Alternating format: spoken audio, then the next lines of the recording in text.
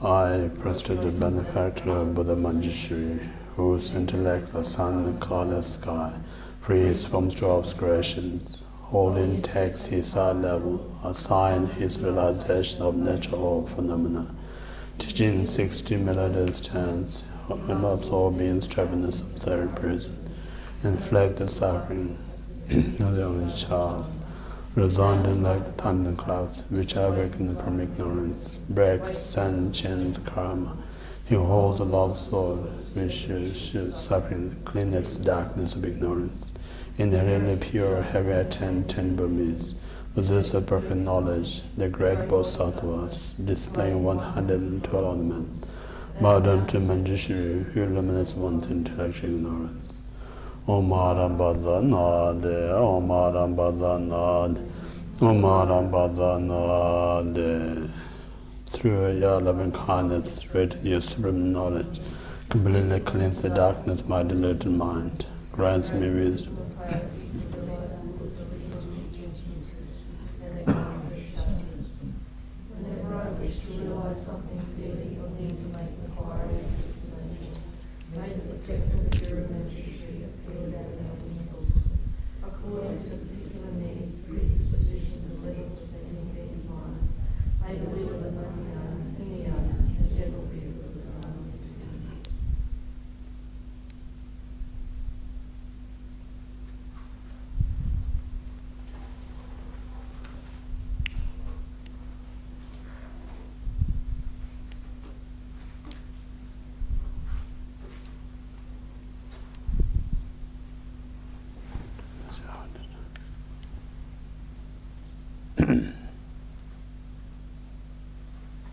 It's recording. You want to start it now? Yeah.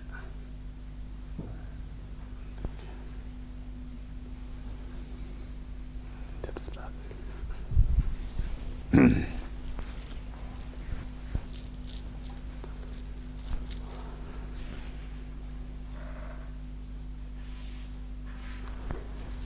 So this morning and afternoon, I'll go through the instruction of single-pointed or shamatha meditation. The shamatha meditation or calm abiding meditation is the foundation of all other meditation. It's kind of a base or ground to establish the advanced meditation. If you not establish this ground and the foundation, what else you try to meditate, nothing that's going to help you to progress. Therefore, so important have this such a firm and foundation. And then many great Tibetan masters, Indian master, always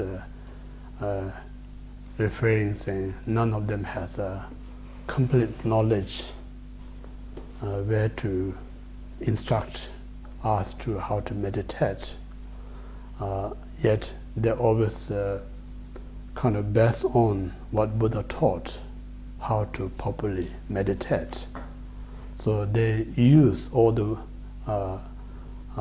reference that Buddha taught in his sutra. Likewise, I myself, inexperienced kind of meditator, lack of knowledge about the meditation. So, and therefore myself not have much knowledge to offer you to instruct how to properly meditate. So what I can help you is based on authentic that Tibetan and Indian master, how they explained. So I try best to based on their kind of information, and then I try to make a little bit easier to give some example that we use in the day-to-day. So the combination of that, it may some kind of help you to progress and benefit out of this instruction of shamatha meditation. So it's not easy to jump into the meditation. We need to kind of have to follow the right sequential. Saying it's nice to, when we're hot weather, go into swimming, do swim at the swimming pool and ocean, because that helps you cooling you down. But without having proper kind of experience how to swim, if you jump into the ocean or pool, instead of cooling you down, it may kill you. Likewise, meditation is very kind of helpful to bring calmness in our mind, peaceful in our life, happiness in our everyday life. But if we meditate in the wrong way, because it may creating some what we call the negative habit in your mind. So this negative habit more harmful than benefit. So because whenever we meditate, we actually dealing with the mind. So mind is very sensitive.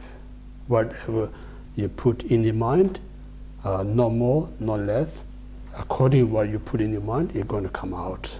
Therefore, so careful what we actually influence things in our mind, because at the end of the day, your life is your mind. Beside mind, there's no life. You know? So this reason, in a traditional, the great expert meditator explained 4 stages. The first one recommended to live very ethical life is important.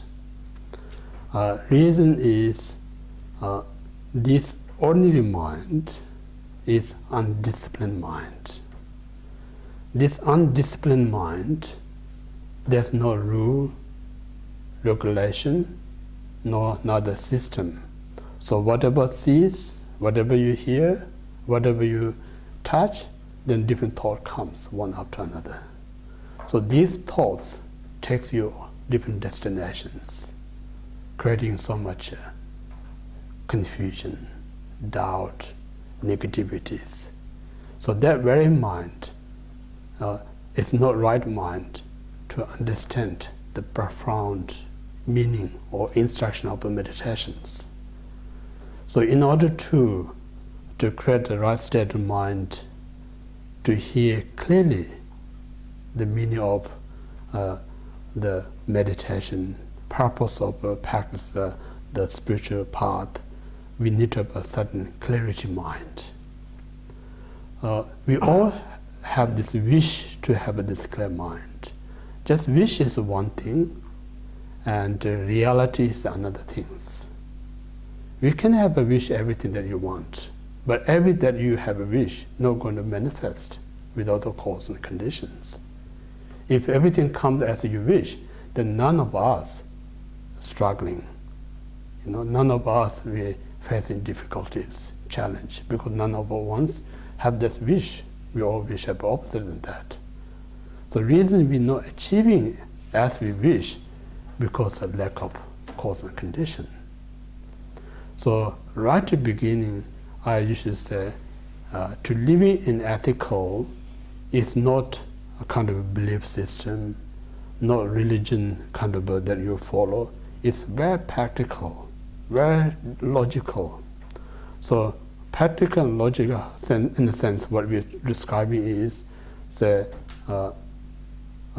everything that we experience, everything that comes in our mind, is not just manifest by itself. Neither is not just falling out of a blue sky. Everything that we see is experience created by its own causes and conditions. Therefore, to develop this clarity of the mind, we need to prevent our mind from wandering, from negative, from kind of unnecessary thoughts. So more you rescue your own mind, more you protect your mind, naturally it creates more clarity in your mind. So when you have such a clarity mind, 10 minutes, that clarity mind, what you do, such as study, contemplate, meditate, is more effective than whole day you have this lousy mind and you not get away from the desk, study or meditate, you're going to achieve very little things. So it's not too much depend on the time how much you spend. It's very much depend on the quality or state of your mind. So therefore, ethical is the way we cleansing of our mind. So this is the first one should, what I'm saying, whether we meditate or not, the most important is to taking care of oneself. Someone who don't have any idea how to taking care of yourself, impossible that person to take care of others. You know? So before you actually do something that help others, you must help yourself. That's the logical. So someone who not in an ethical life, that person constantly, unintentionally hurting self, causing difficulties. You are a victim of your own mind, your own actions. So that badly kind of bash up yourself. You don't have any strength. You don't have any power to help anyone else. It's logical. So therefore, first you should establish your own ground, your own foundation. So that one is ethic. You know? So ethic means we're not saying you completely live in the positive. It is impossible. What we're saying is one should be aware what I kind of committing something unhealthy things. This unhealthy commitment or action, where it's going to take me to try to understand. So in this way, bit by bit, you know, kind of rescue yourself, prevent that. Then what we're saying, everything not going to happen a day or few days or weeks. It's kind of a lifelong kind of a commitment, a lifelong kind of a practice. So if you success one thing a day, then tomorrow you're going to have same success. So in this way, end of the year, you may success over 360 or whatever days. So that's a great achievement. You not wasted whole year. Instead of that, you just look what I achieved last year, 2012, what I had achieved back in 2011. And most of it just wasted. So we really want to waste the rest of our time, or we want to do something that's helpful to myself and others. So these are so important, because we're saying there's no one out there who's going to fully take care of you. If you expect that way, completely mistake. That never happened in the past. You know, never going to happen in the future. So of course there's so many out there in the past and future who creating this condition for you and give you guidance, give you support. Those things exist in the past, are going to happen in the future. But the primary who really going to help you is yourself.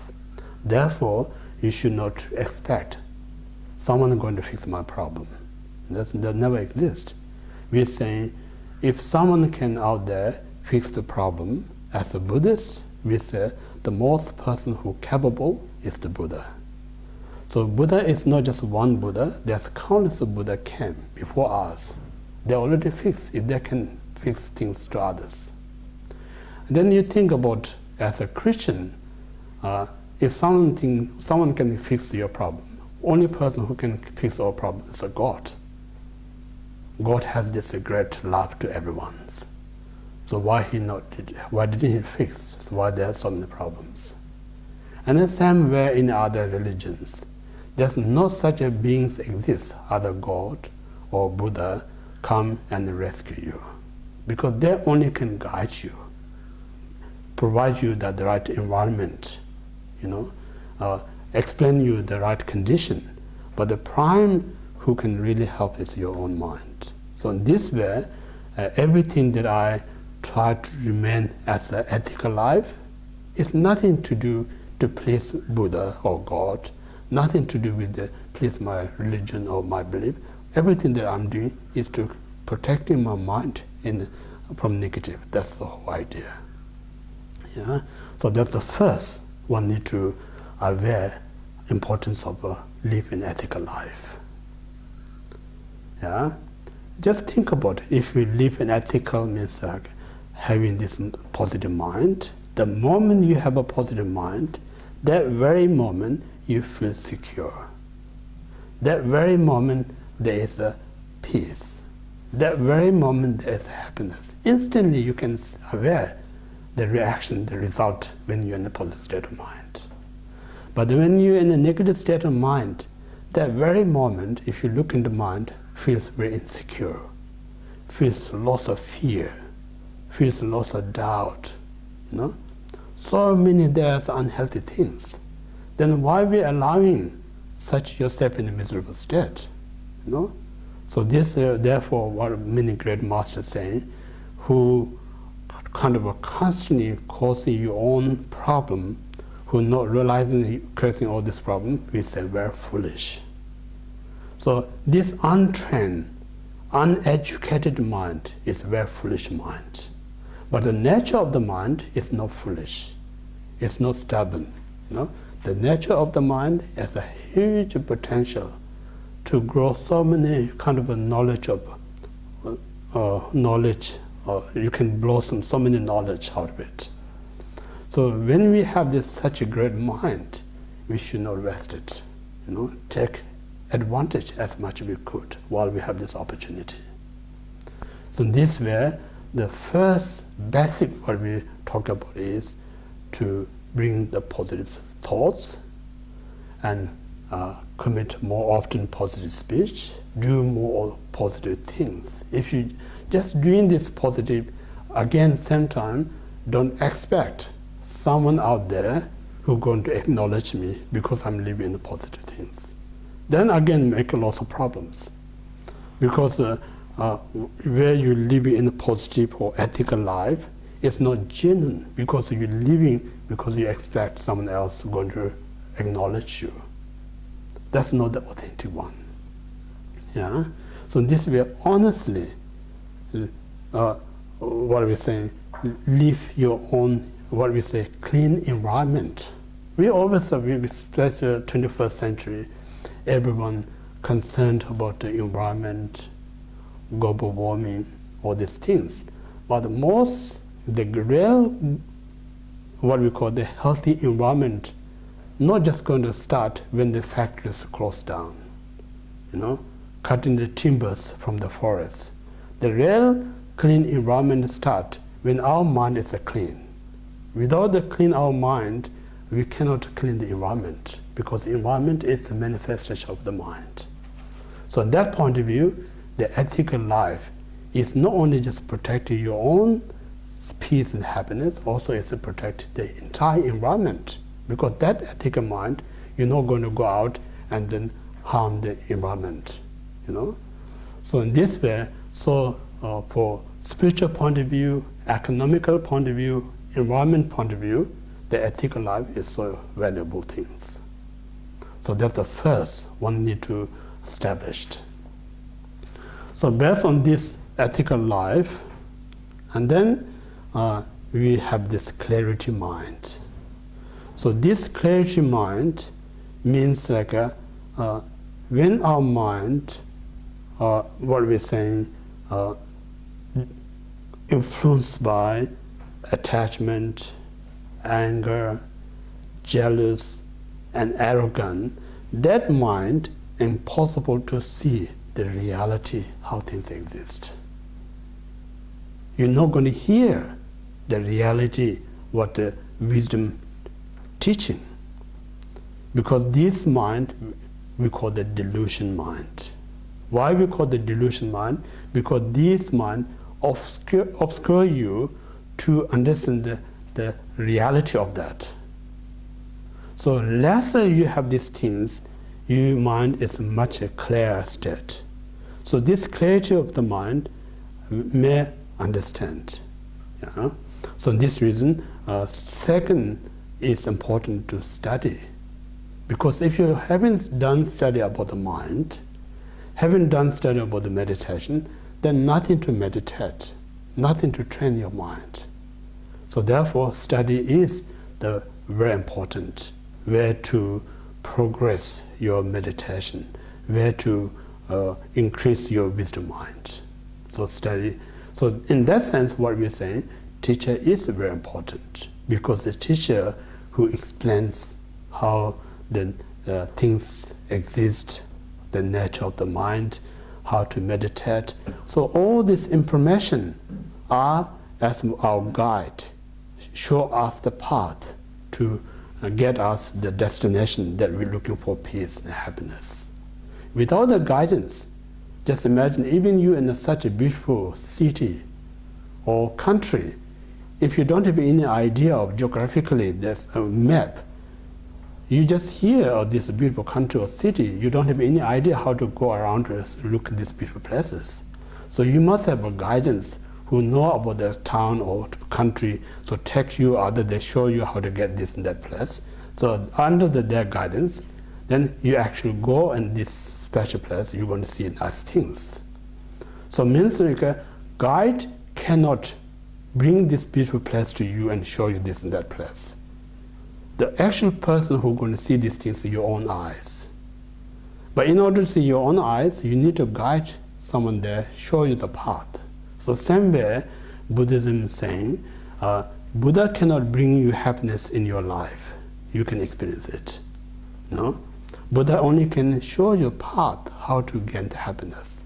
But the person who really finds this happiness in your own mind, without your own mind involved, train, there's nothing someone can give you happiness.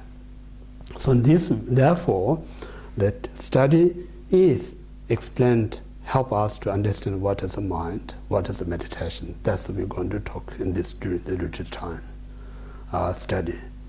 Then once you're done study, in order to not just blind faith, not trap into what we call the cult or brainwash, you need to we call the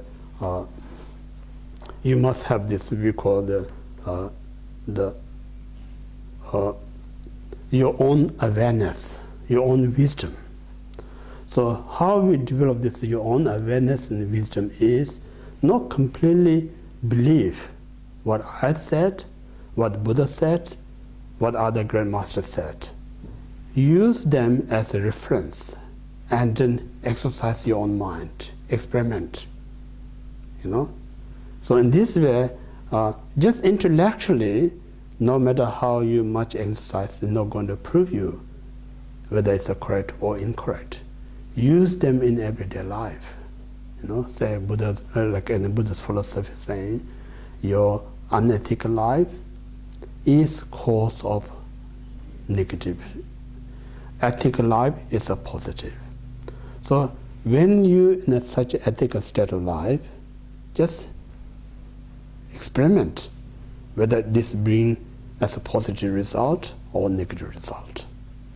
When you live in a very unethical life, even though you may entertaining, enjoying in that very moment, what outcome later on that unethical life. So in this way, if you give some time to experiment yourself, so in this way, your own mind, one day possible, going to realize the ethical life is the most healthy way to live. Unethical may give you short term some kind of entertaining, but the long run, you cause so much damage. So this awareness, that very realization can prove what the Buddha said is perfectly true. So it means like and if you have that kind of a mind, we call that very mind, very kind of a smart mind. You not just simply believe what he or she said. This smart mind know exactly what is correct and not incorrect. So this mind never going to trap such as a cult or brainwash. You have a completely independent, freedom way of thinking. That's the reason so important. Many of you may have heard Buddha stated saying, because I'm Buddha, what I said, don't just simply believe. You must carefully examine. Saying, when you buy such as a precious metal, such as gold or diamond, because these are very expensive. So it looks like a gold or diamond, then don't pay such as expensive. Must check before you purchase them. So once you are really aware this is genuine gold and diamond, then it's worthy to pay that amount of money. So same thing, Buddha's teaching, you should carefully examine how it's going to help, what that means. So just exercising your mind itself is a part of the meditation, part of the training, because that really sharpening your mind. It makes you more intelligent, wise. So all this is sharp mind, sharp faculty, and wise. The combination of all this develop the wisdom mind. So this wisdom is different than intellectual mind. Wisdom means, the definition of wisdom is to realize what to adopt and what to abandon. That very mind we call the wisdom. So in that sense, I'm not kind of a discourage or disrespect to me and yourself. So what we lacking in our this modern world, we're not lacking intelligence, because we are so intelligent to create so many great things. But what we're lacking is wisdom.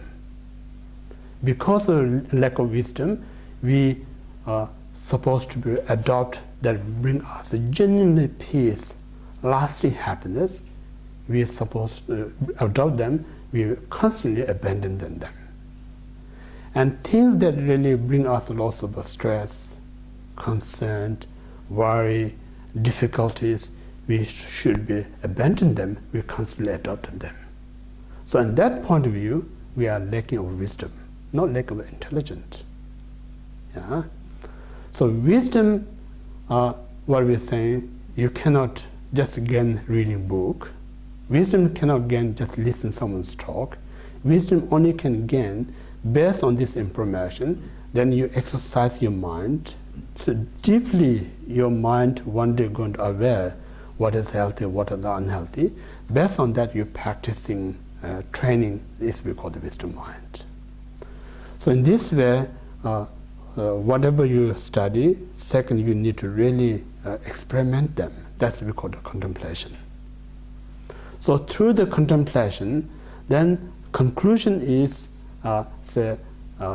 positive way of life are the cause of peace and happiness. Negative way of life brings these are the obstacle for my peace and obstacle for my happiness.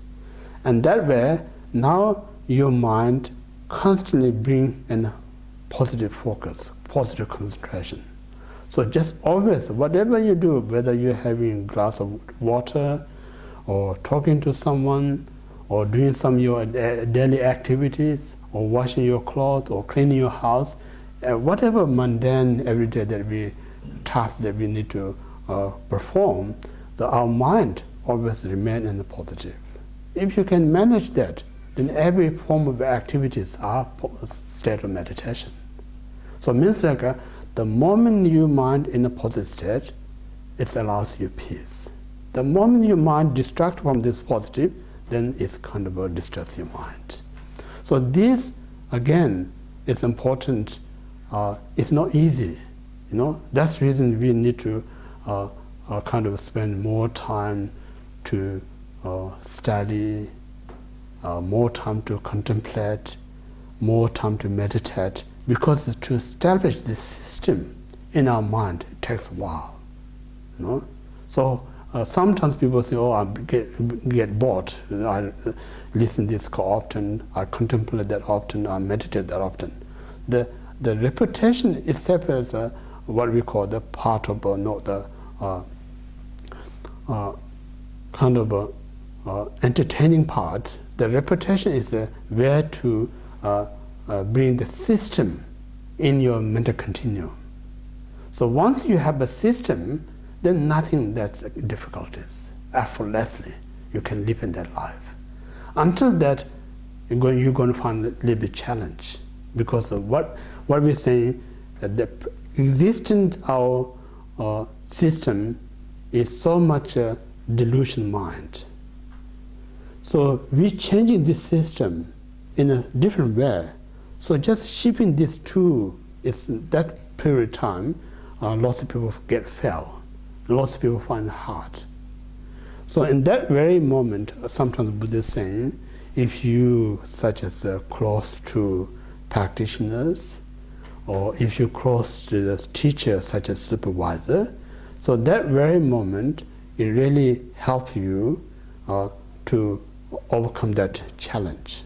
Sometimes I'm saying, what we're saying, for beginning, when you first come into spiritual world or meditate, you may find a little bit excitement, you find get some kind of benefit out of it because you in the right environment. And then more you study, more you meditate, eventually it little bit become like a dulled or kind of a confused and finding difficulties. So it not really means it's getting not worse. So previously, when you come the beginning, such as the beginning, your mind is looking forward to something new. So when you hear something new, kind of excited about it, then when you bring that into your system, then all system kind of fighting for that, feel uncomfortable, lots of challenge. So in that moment, lots of people fail to progress from that stage. Yeah. So I usually call the teenager. When you first go out with your friend, very excitement because you have lots of friends. Then keep going out. One day you caught up this teenage problem. Then it's so challenging in your life. You know, you feel like I'm young, but not too young enough to play with the kids. Then you think I'm adult. I'm not. You're adult enough to go with the adult. So you're a bit lost between there. So that period of time, I say, your parents are big responsibility. You know. So same thing in spiritually with a teenager. You know? So that period of time is so important to have this right environment, such as a sangha and a teacher who can guide constantly. This is not only just you. Everyone who came to the spiritual path go through in this transition period of time.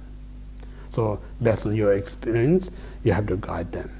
So anyway, meditation is the prime method that transforms your mind from negative to positive. That's the prime kind of a mechanism. But you cannot going to get there without, as mentioned, contemplation, study, and then living an ethical life. So these are just basic sequentials.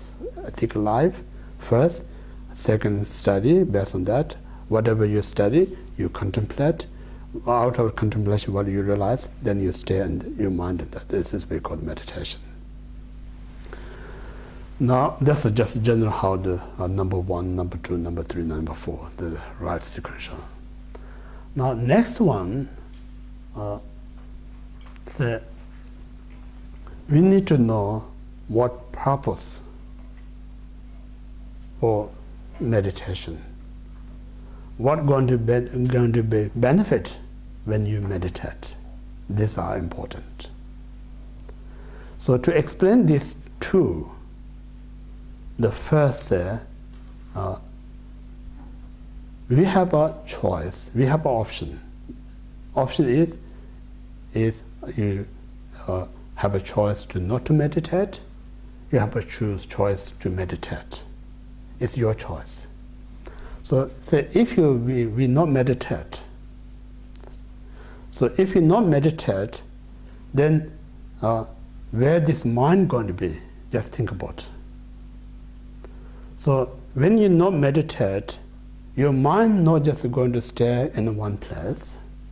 Your mind is going to go all sorts of places because there's no something object to focus when you not meditate. So this wandering mind, scattered mind, is we call the doorway to increase doorway of many delusion or mental reflections. You know, so it means like when you see something out there nice, that brings us attachment mind. When you see something that's unattractive, it brings us the anger mind. When you see something out there who has a bit better than you, it brings jealous mind. When you see something out there who has less than you, it brings you ego mind. So this wandering mind constantly brings this garbage in your mind. But when we not study about this mind, we don't aware who creating this stress. We think about us, as I always talk about, my job caused me this stress, my family caused this tension, you know, I have this fear to losing my job, possession, and so on and so forth. But the reality, none of them actual factor all this problem that we experience in our mind. All this problem that we experience is our own mind. So this mind lack of what we call the focus, concentration, the positive things. So in this way, constantly it does kind of damage your mental state. So once you badly damage your mind, so this very mind don't have any strength to do anything. We say someone who physically, seriously sickness, that physical sickness take away all your energy, strength.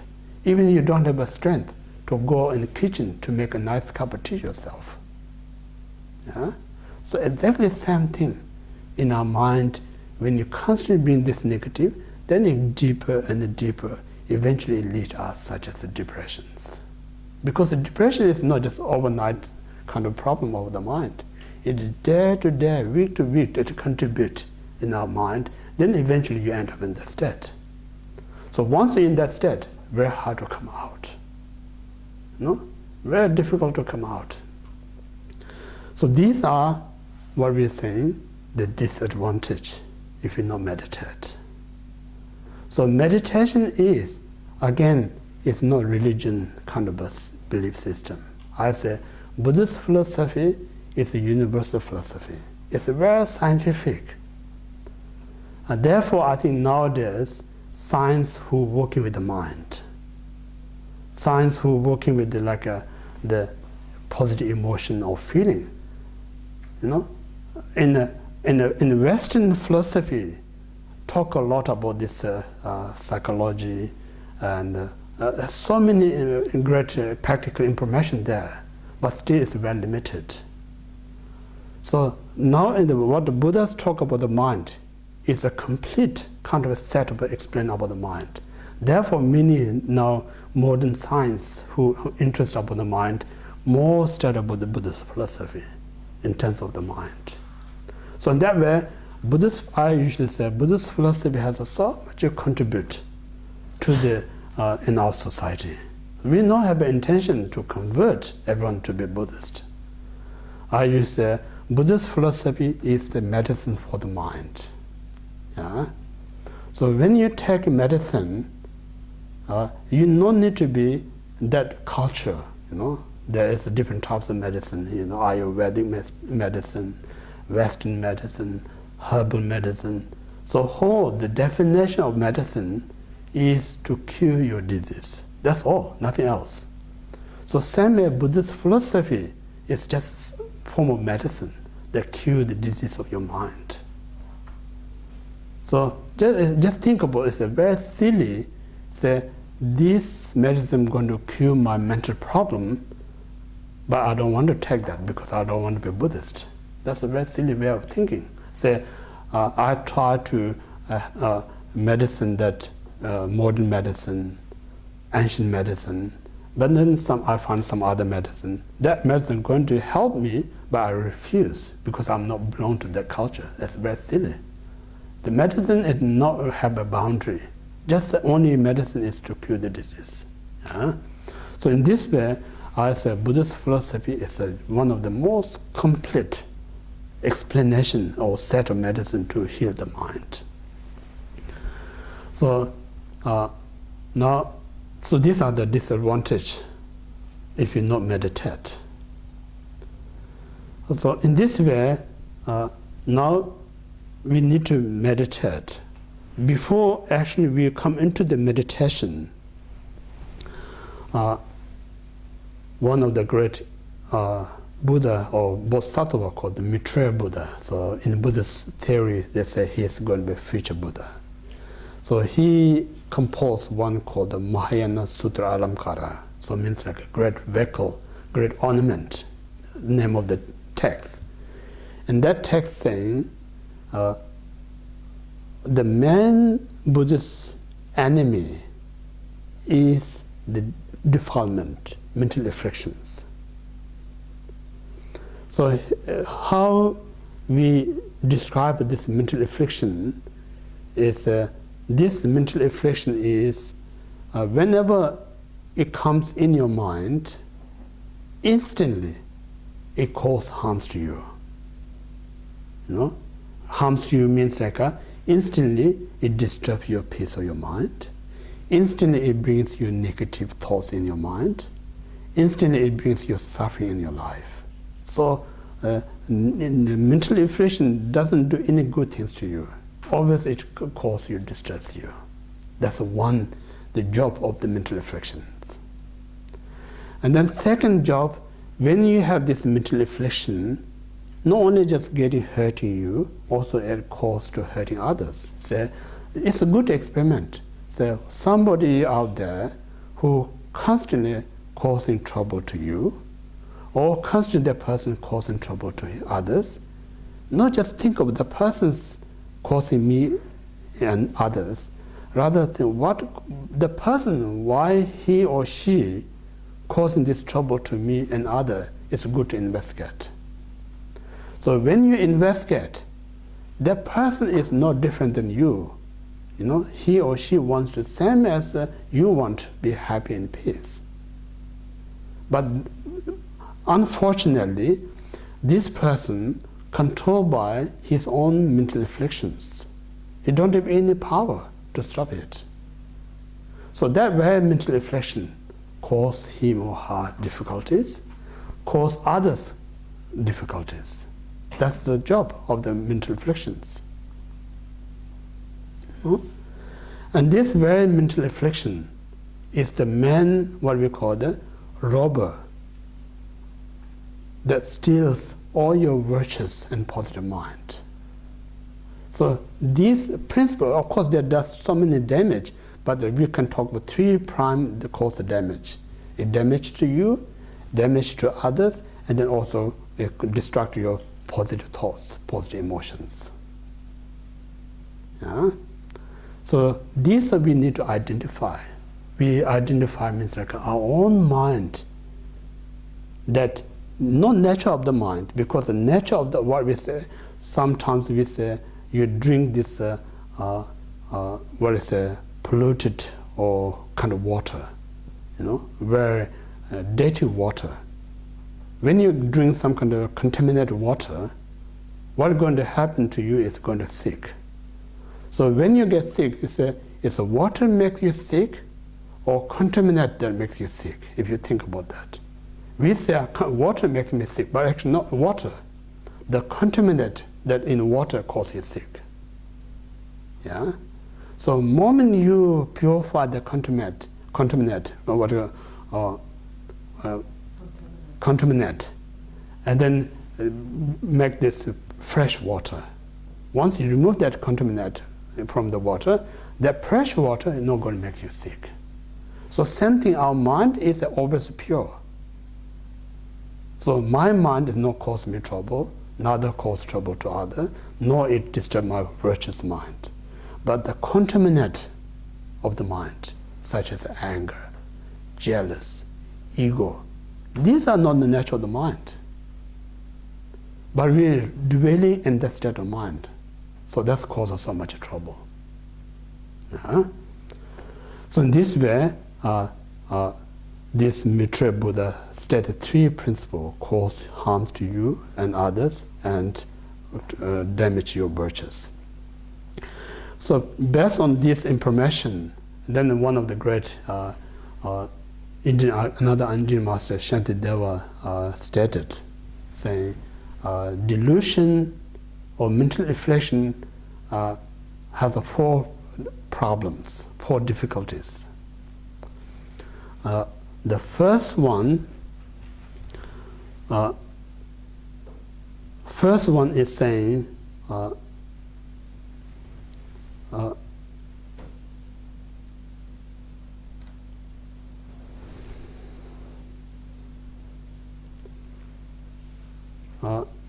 when this mental affliction in your mind, how long this mind going to hurt you, no other enemy can hurt you that much.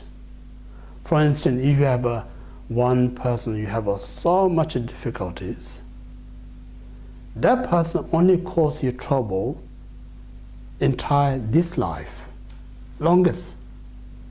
But once you die, that person cannot come and cause another problem next life, has a limited.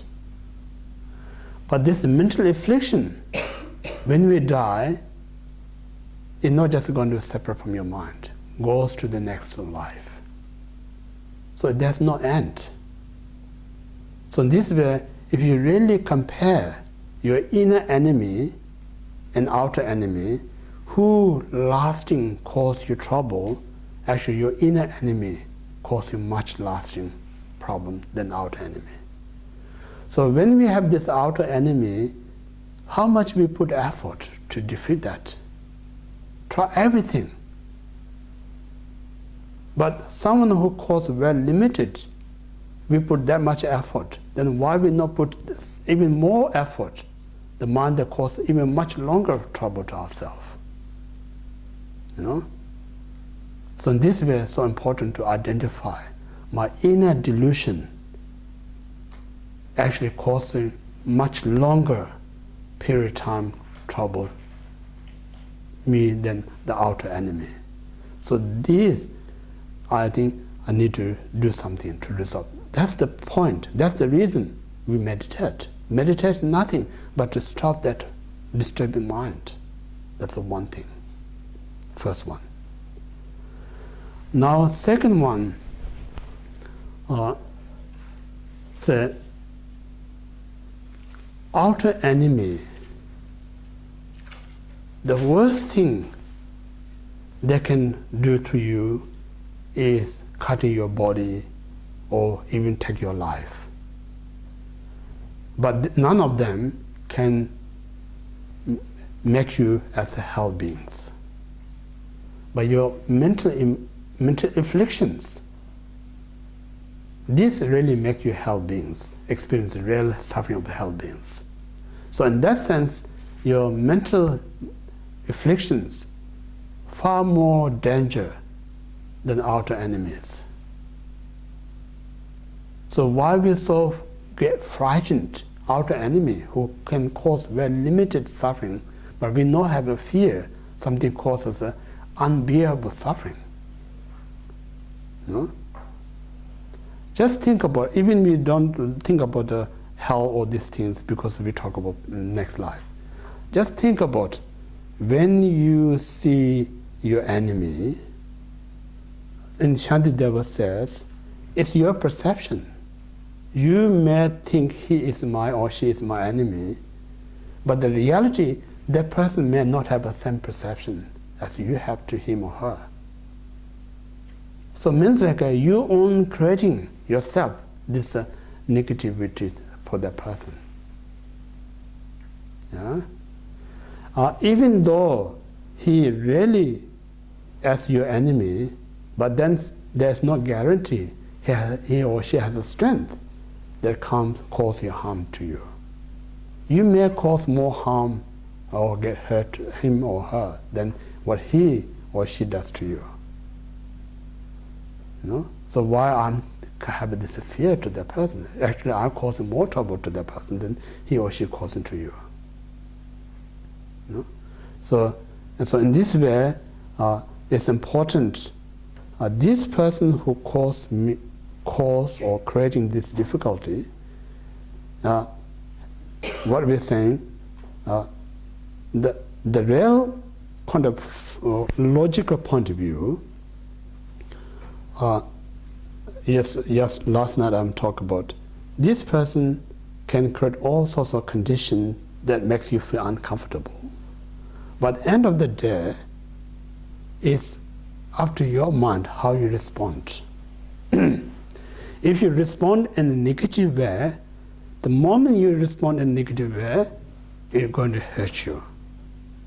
So when it gets hurt, think about, is my negative mind hurting me, or this person who creating this difficulty is hurting me? If you really kind of investigate, your mind that get disturbed, be negative, is hurting you than actually other person. So this reason I'm saying earlier, what Buddha says, your negative mind is the prime cause of your suffering, not the other person. We as ordinary beings, we're not aware of that. My mind is causing me trouble. Rather, we think the person is causing me trouble. So that's the reason we always kind of go after this person to attack. So in these two information, now you need to experiment, contemplate, research. Through the research, we say, one great thing I always say is we human has an intelligent mind. If you use this intelligent mind, has a power to recognize the real cause of problem is me or other person. So in that kind of investigating, you're going to find out your mind is the prime cause of suffering. That very moment, you're going to say what Buddha said is the truth. So only that moment you can prove what Buddha says is the truth. In the past, I always thought about others are the cause of my problem. When I really reflect, kind of research, I realize not the other person, it's my mind. So all those time I just kind of chasing out this enemy is just wasted. So what now I really need to do is this inner mind that caused me trouble, I need to get rid of it. No? So in this way, saying once you completely free your anger mind, then no one exists out there called enemy who can disturb you. So enemy is a manifestation of your own anger mind. So that means like every one of us, as ordinary beings, we all have anger. There's no doubt about it. Then we all in the same size of kind of an anger mind. We all have a different size of anger. According to our size of anger, we have that many of enemy out there. Some of we have a very little anger, we have a very few enemies. Some have a lot of anger, we have a lot out there. So whether we have a little or more is dependent, the measure by your own inner anger mind. Yeah? So in this point of view, we need to aware the difference. Outer enemy can do very little harm, inner enemy does so great harms. So we should get rid of the inner enemy. That's the second one. And the third one, Third one, the outer enemy who cause you trouble, making you difficulties. We as a human, we're not going to tolerate, we're not going to accept someone who causes you trouble. We're going to challenge, we're going to attack. That's our tactic, our ordinary beings. So in the Buddhist philosophy is saying that tactic is not a healthy one, because the more you attack, it brings you more anger to you. More it brings anger to you, actually more attacking yourself rather than attacking to others. So in that sense, what it's saying, somehow you need to aware, more I attack, more I get anger, more I get anger, I'm going to more harm. So on that level, I need to little bit sacrifice my own ego mind. So where to sacrifice ego mind, I just temporarily act as like a loser. I try to be kind to that person. Genuinely try to do something that person feel comfortable. So more, I'm not saying everything is a guarantee, but 90% chance, just doing such as a kind to that person, gradually it can soften the other person. You know? Eventually the person becomes like a very good friend of you. Just think about, not much individually, but think about country to country. Some country used to be so kind of enemy to each other, historically. And that very kind of too few or two enemies become one of the cross country. So country level is possible. So why can't, at the individual level, we can't achieve that one? No? So in this way, outer enemy, more you're really nicer, they become like a softer, eventually they become like a friend. But inner enemy, no matter how you're nice, they become worse and worse. So how often we just kind to our anger mind, attachment mind, jealous mind. More you're nice, they become more dominant to you, much more harm. Therefore, we should not be nice to inner enemy, but we should be nice to outer enemy. So that's the third, we need to be aware of these things. Yeah. And then fourth one, the outer enemy, no matter outer means the other person, you don't need to actually to kill him or her, because they are just only alive, have a limited their life. Without doing anything, one day he or she going to die. No one is going to live forever. Yeah? But this inner enemy, if you don't apply antidote, it's not going to die by itself. Always going to be with you.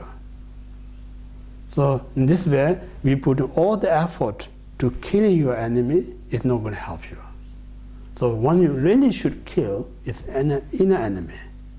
If you don't do anything about inner enemy, if these things not just simply go away from you, always reside in your mind.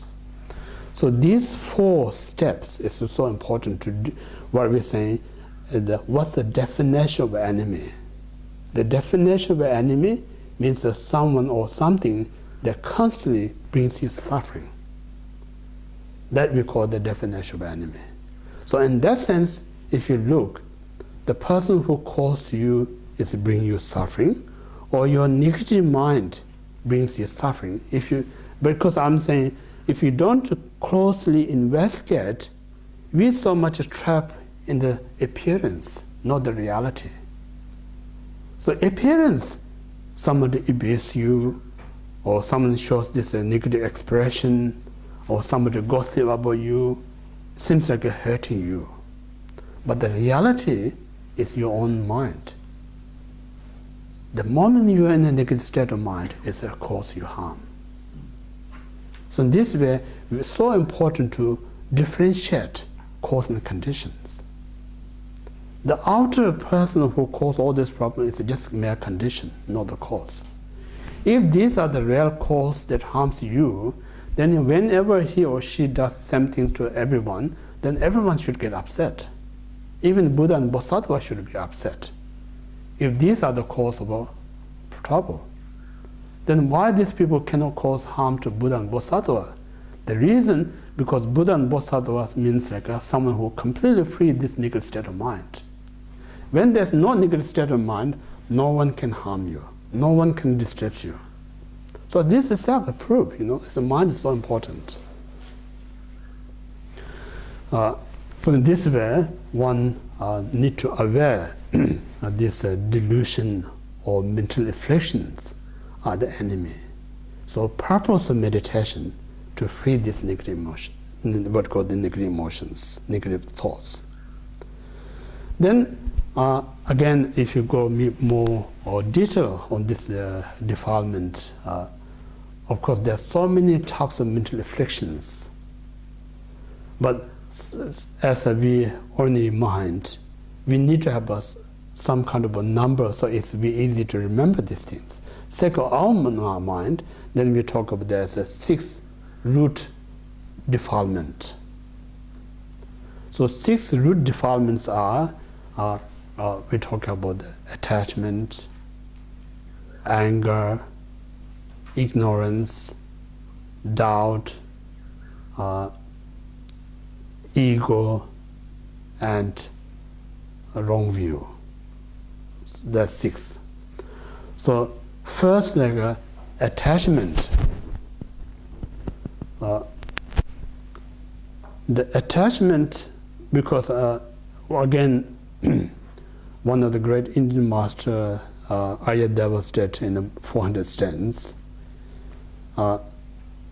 when we look out there, are the animate object or inanimate object. So every one of us want to be happy. There's no need to question about it.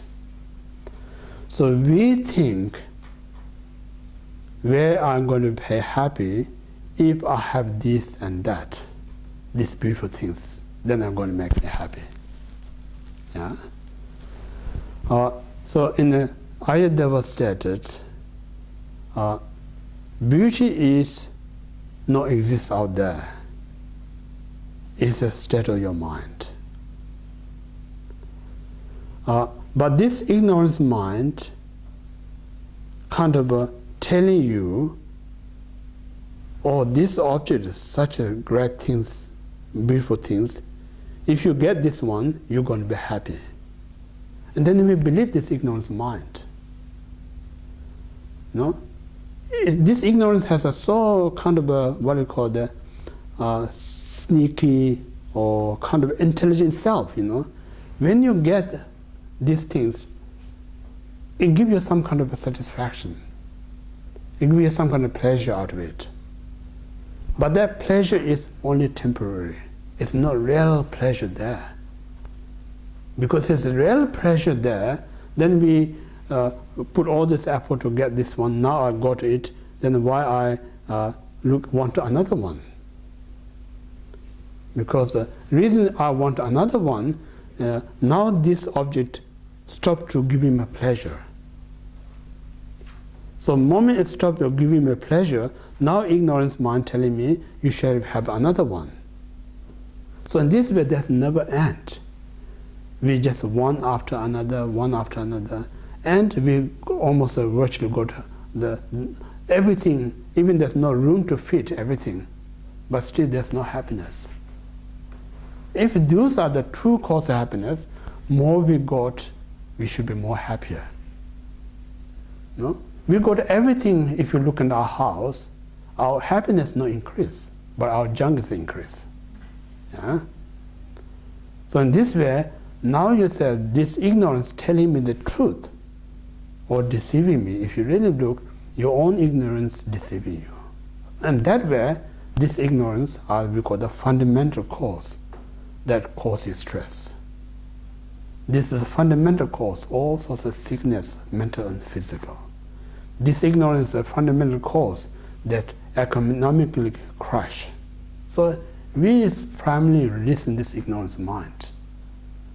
So these are very important. I'm saying, they're saying you should not believe what I've said, ignorance causes a problem. This is what Buddhists explain causes a problem. Now you take this information and investigate yourself. Through the investigation, you're going to find out this ignorance has caused so much trouble. You know?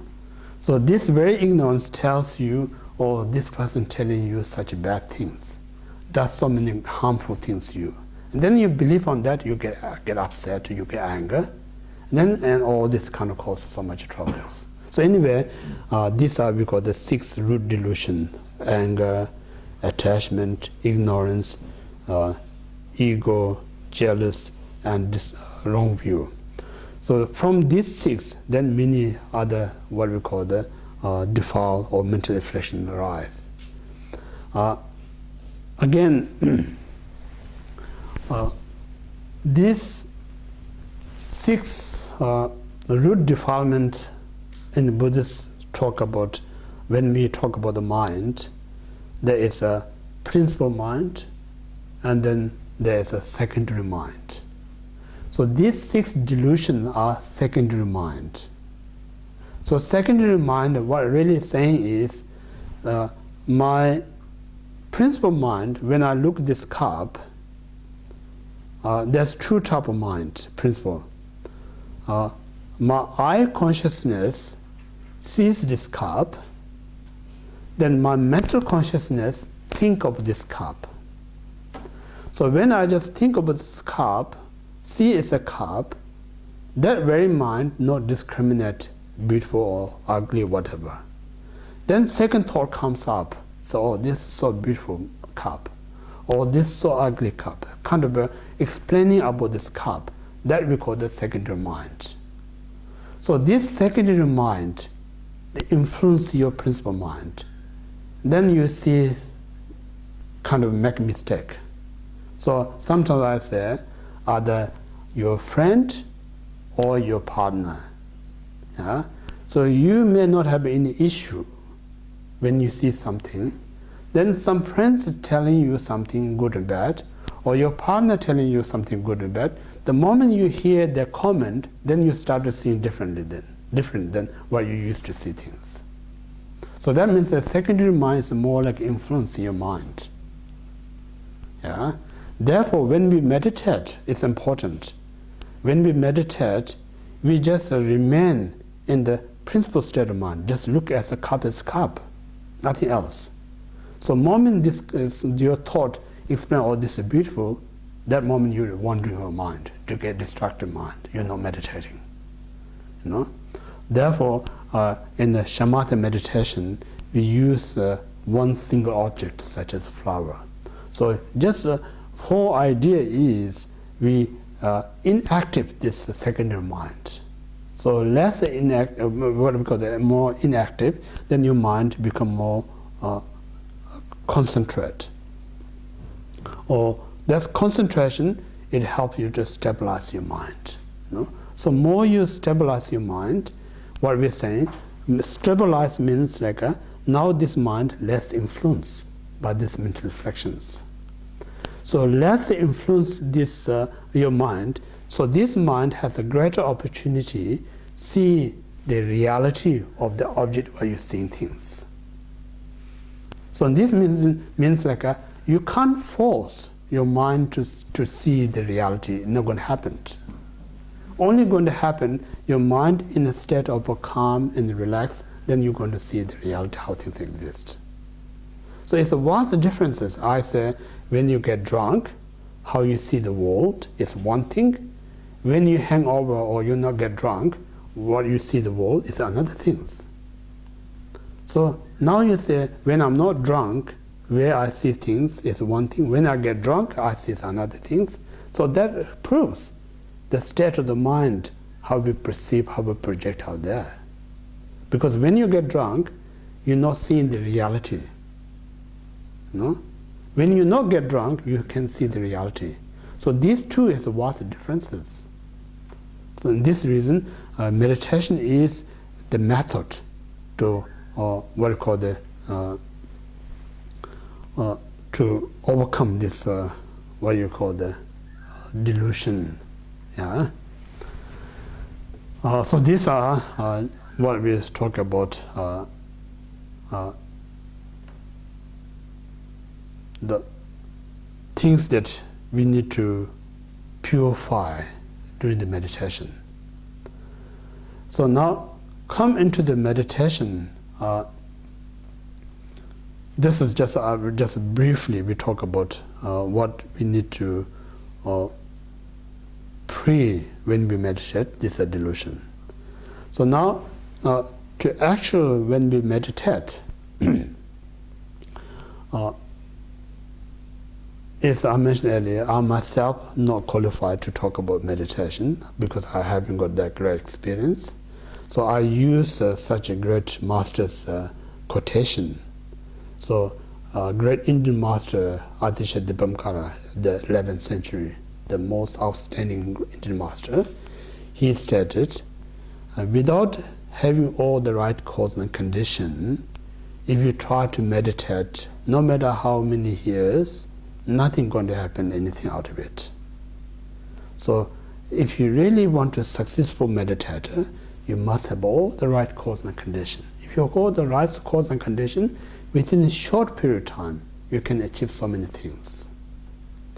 So now we need to know about what the cause and condition to progress one's meditation.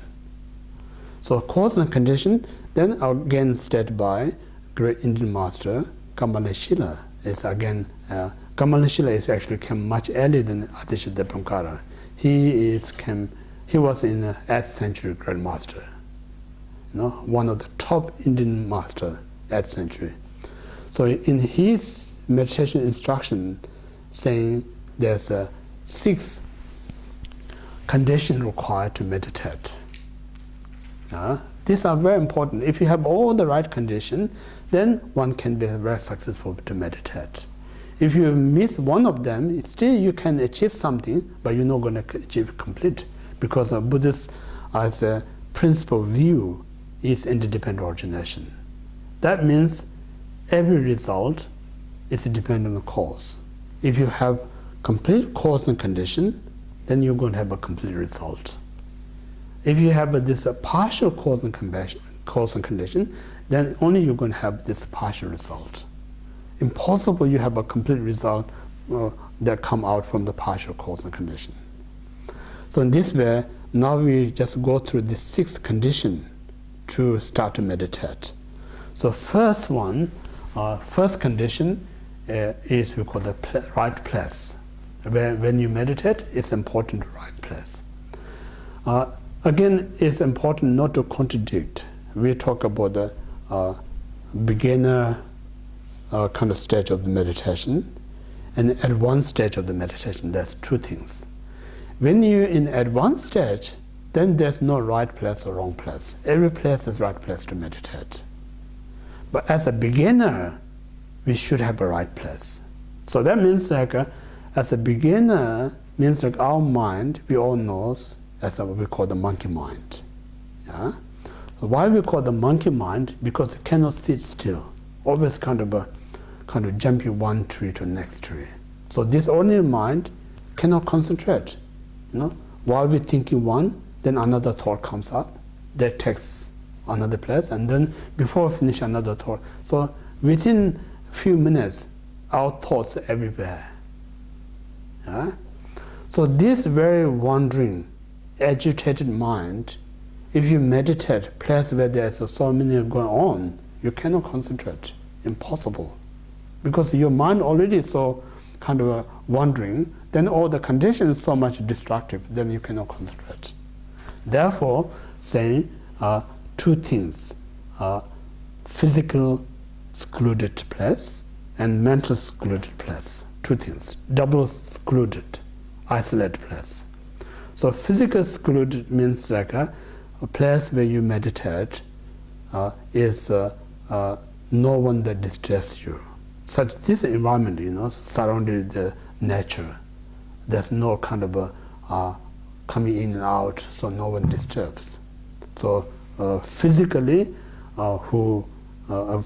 which committed us, kind of a serene, tranquility, peaceful. So just having that, your mind naturally can relax. That's the first right physical place. And then mental secluded means like while we in meditate, it's not right to bring our what we did before we came to meditation. It's not right to bring what we're going to do after this meditation. So this time, just think, reason I came here to refreshing my mind. Reason I came here to bring this clarity of the mind. So if your mind let just wander in the past and the future, then I kind of magneting my mind. So that's not the reason I came here. So therefore, I need to be fully concentrate when we meditate, the object of meditation. When I study, just concentrate what I'm learning about these things. So if you bring your mind in the present, concentrate what we're learning, what we meditate, that excluded your mind from everyday life. So this too is the first condition to success of one's meditation. And then second, when we meditate or when we study, it's important to be practical. Practical means this ordinary mind have a very limited kind of a concentration. Because once you go beyond that, then your mind gets wandering back to the normal things. So that time you should not be discouraged. Oh, mind has a very limited concentration. Then my mind go off. This is a common. It's a common. And then what we need to aware is this mind has a potential to extend our concentration, not by the force. What we're saying, last night I'm saying, oh, I need to meditate, I need to stay my mind. Force yourself, that's not the right method. Eventually it causes you stress, then discourage your meditation. So instead of that, you have to aware, say, what I'm doing here, something that I really helping myself. Doing something, what I'm doing here, something valuable. More you think of the value that you put in, the benefit you're going to get out of it, just think of all this greatness. Naturally, you're going to be enjoy. So this enjoyment help you to extend your concentrations. Because we're saying how long you're going to last your concentration, it's very much dependent on whether you enjoy or not. When you're not enjoying, your intention is going to be very short. If you enjoy, it can last much longer. So in this way, again, within that, you have to create this atmosphere or environment, something that you really enjoy.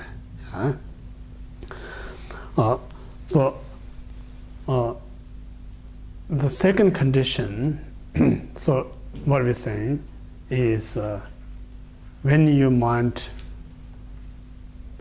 go off from the concentration, think of your life, say,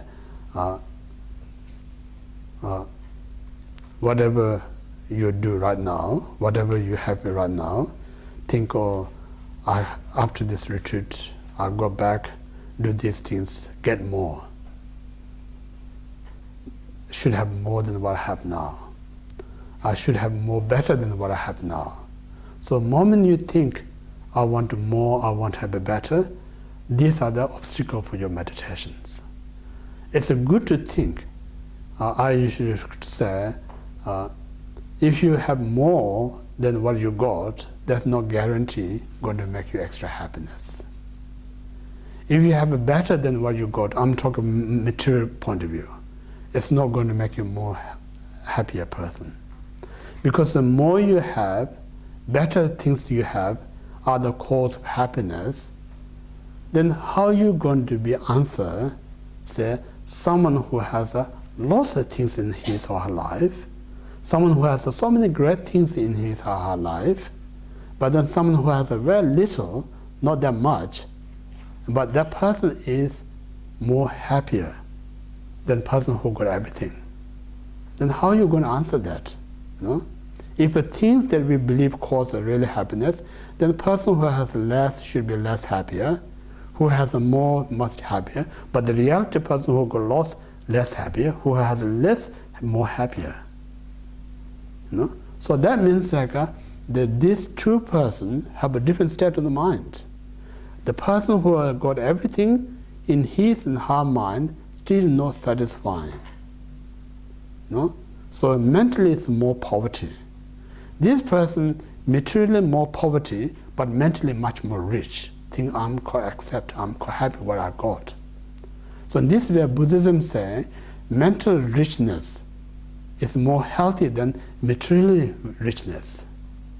Because if you're so much concerned on the material state, then it causes you mental poverty. So when you're in a mental poverty, you may have this physically everything perfect, but mentally there's no happiness at all.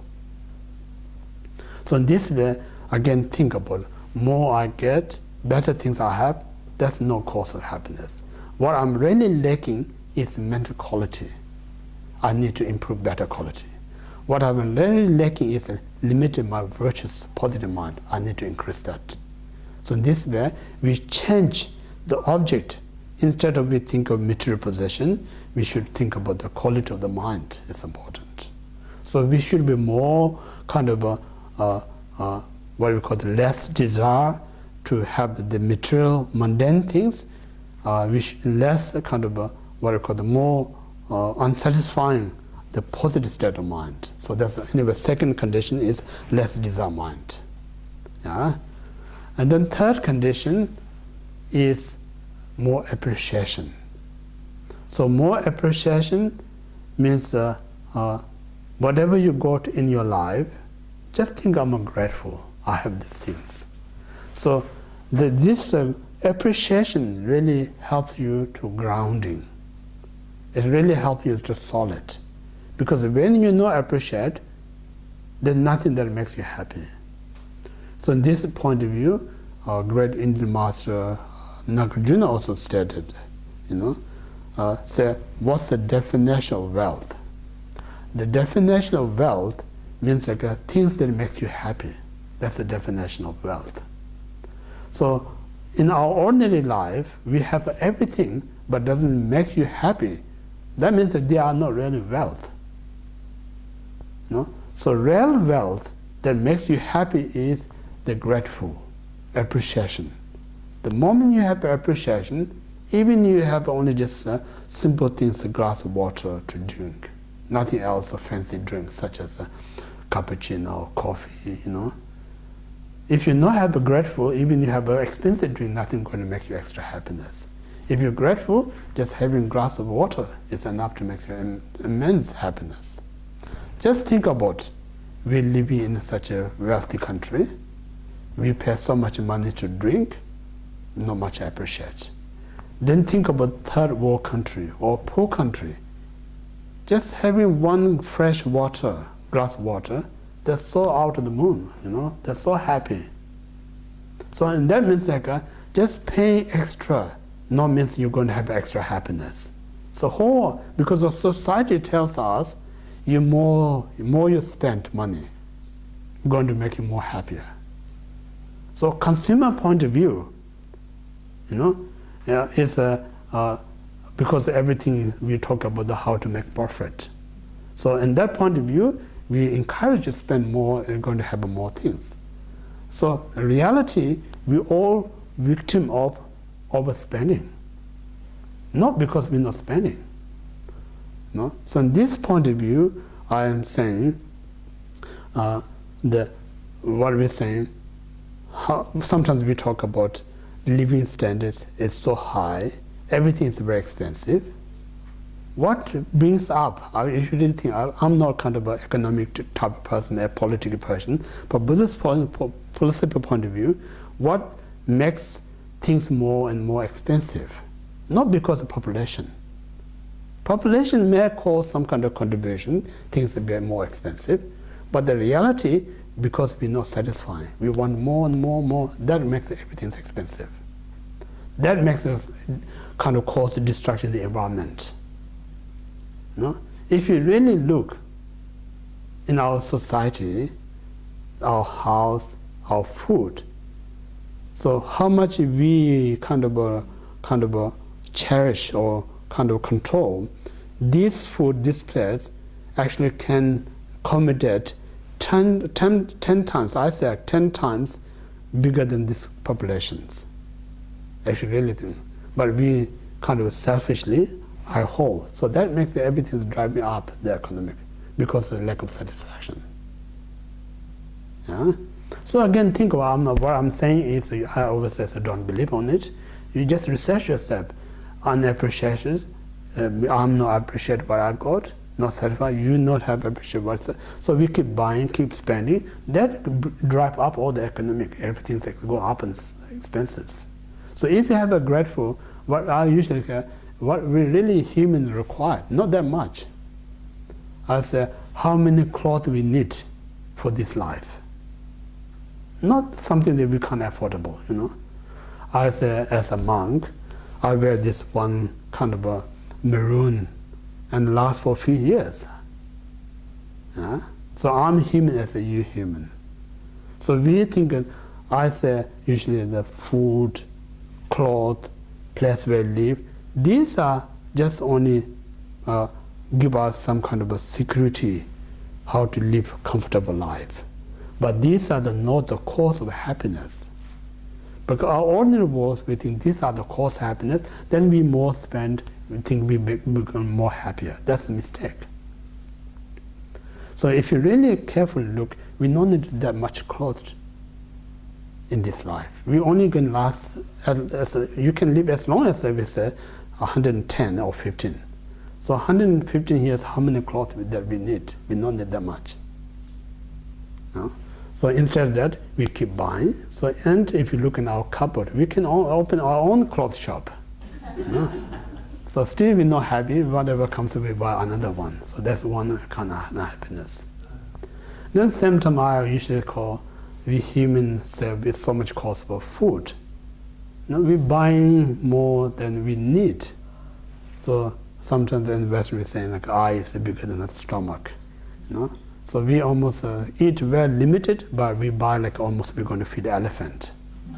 Then we're wasting so much time. You just think about it. In each I heard like a Coles and Woolworth, you know, how much they're wasting food. You know, tons and tons food. So this is all end of the course because of an appreciation mind. So I say, that's what I'm saying earlier. I'm not trying to kind of saying everyone should be Buddhist. But I'm saying like if a Buddhist kind of have so much to contribute, if you really think about how the mind works, if everyone adopt that philosophy, not need to be Buddhist, Dalai Lama always saying, anything that Buddhist philosophy help you, you should adopt, but you don't need to be Buddhist. You know? Earlier I mentioned, when I get sick, I can take Chinese herbal, I can take Indian Ayurvedic, but when I take this Chinese or Indian, I'll not be Indian or Chinese. You know, whole idea I'm taking Ayurvedic or herbal medicine, just simply just cure my disease. That's all the reason.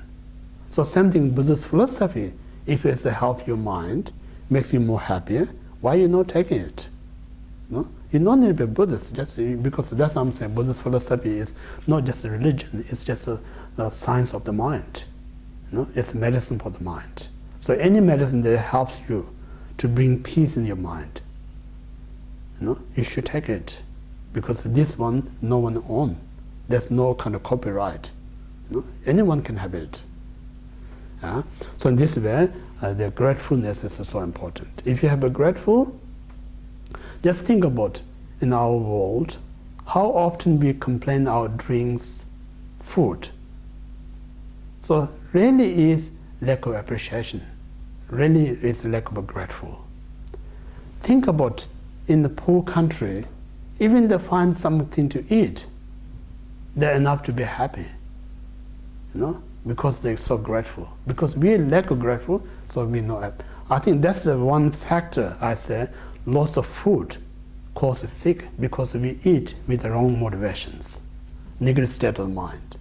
I usually say the mind is more important than food itself. In a medical science, they talk about food is the main factor of the sick. I just talk, sometimes I share a story with my parents. My younger sister lives in New York, and she has a modern way of thinking. So sometimes when she talks to my mom and auntie, telling kind of her good intentions that you should eat more green, you don't take much butter, don't eat this carbohydrate food, these are bad things for you. She gave me all this nice advice to my parents. Then my auntie is very outspoken. She said, we are now almost 90. We eat all the time what we want to eat. Nothing causes us sick. So we're not going to last long, so we don't bother what you're telling us. So in that means they're always eating, the medical says no good, because they eat lots of carbohydrate food, they eat lots of butter, they eat lots of salt in the food. Everything the world says is bad for you, they eat everything, but they're still healthy. So in that sense, I say more important the mind, rather than food. If these foods are really cause of suffering, then why these people not get sick, eating all this unhealthy food? So combination, of course, we need to eat the right food, we need to be right mind. So most important, each and every time when we have enough drink and food, be grateful is important. It's not, we take everything for granted. The reality to find food and drink is not that simple. We need to have a karma. If you don't have a karma, these things are always not going to be available. Because in maybe this life we're fortunate, we have abundance to eat and drink. But this karma runs out, next life you may not find any of these things. Then where are we going to go and complain? So this way is so important to realize is where we see is different than what is reality. So while we have this, everything is excellent, we should be grateful. So in this way, what Buddhism is saying, happiness is not far away from somewhere else. Happiness is always right in front of you, but we don't recognize it. So that means right now I'm grateful, I appreciate. The moment I'm grateful, that very moment I have happiness. But I've got everything, but I'm not appreciate, happiness no more there. So in this way, the state of the mind. So this is the third. We need to, whatever we do, we should be more grateful. So that kind of help you to less distract your mind. That's the third one. And then the fourth one, they're saying in order to improve one's meditation, we kind of reduce the activities. What really means is we have to, I usually call, when you run company or government or society, so many involve different activities. Some of them necessary, some are unnecessary. So if you not carefully kind of revisit, we may spend most of the time unnecessary things doing things. It's wasting your time, energy, money, everything. So similarly, when we run our own life, we do so many things since we wake up morning until we go to bed. So it's a good to kind of a reassessment, how many of them actually useful, useless, harmful things. If you look into that, say very small portion that we do in every day, useful, the larger portion we do something that are harmful things. These things we're not aware of it. So in this way, we not need to do a whole day to make us happiness. Just think about whole day that doing rushing our cause of happiness, then someone who do very little, say, have less happiness, person who do so many things, there should be more happiness. But then end of the day, instead of happiness, we're so exhausted, we're so tired. So in this way, it's so important, we need to more kind of tidy up. So what I'm saying, things that really you do makes you such a good feeling. Things that you do really helps others should not be limited. Why we need to limit something that makes you happy, pleasure, valuable? And then things that cause you stress, worry, doesn't bring any happiness. Why we commit to these things? We should cut down. No? So in this way, what I'm Buddhism last night I'm saying, I have to do it because it's going to make me happy. I should not do it because make me force yourself not going to work. So more just reflect the outcome while you do things. So more you think what outcome of that activities, that encourage to do the right things. What outcome when you do something unnecessary or harmful things, that discourages you. You know? So this is more, what we're saying, like rather than forcing yourself to create more nature kind of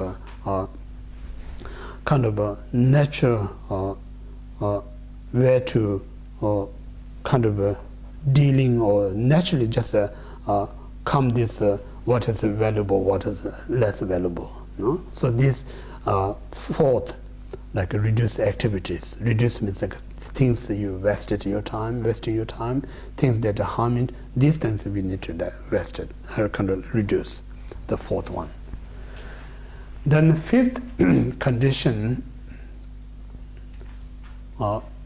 Fifth condition is the right. Again, it's the ethic. The ethic is the prime, what we call the cause to success one's meditation. So how it works is important. When you were unethical, so that means like either you committing something unhealthy mentally, physically, and vocally. So the moment you committed these things, it makes you feel bad. Afterward, it brings you regret. So this feel bad and regret kind of disturbs your mind.